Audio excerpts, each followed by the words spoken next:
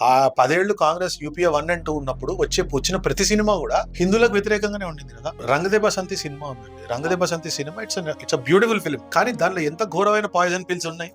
అంటే ఒక కాషాయం వస్త్రాలు వేసుకున్న పిహెచ్పి బజరంగ్ దళ్ లాంటి ఒక అగ్రెసివ్ పర్సన్ ని చూపించి ఆయన ముస్లిమ్స్ ని వ్యతిరేకిస్తాడు, ముస్లిమ్స్ అంటే ద్వేషం అని చూపించి MiG-21 ఫ్లైట్స్ కూలిపోయింది.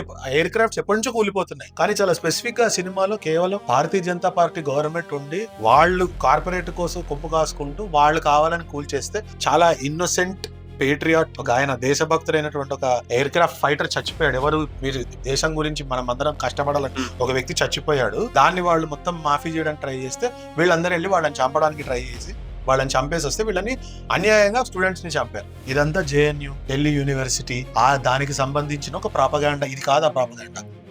వాళ్ళు దాన్ని ఎంత తెలివిగా చూపించారంటే MiG-21 ఫ్లైట్స్ ఇన్ని కూలిపోయాయని చూపించారు, కానీ ఏ ఇయర్ నుంచి కూలిపోయారని చూపించారా? 1. నెంబర్ 2, మెమరాండమ్ ఆఫ్ అండర్స్టాండింగ్ ఉంటుందా? 2 కంట్రీస్ మధ్యలో అది ఎప్పుడు కొనాలి, ఎప్పుడు డబ్బులు ఇవ్వాలి, ఎప్పుడు డెలివరబుల్స్ అనేది ఒక రైటింగ్ లో ఉంటుంది కదా.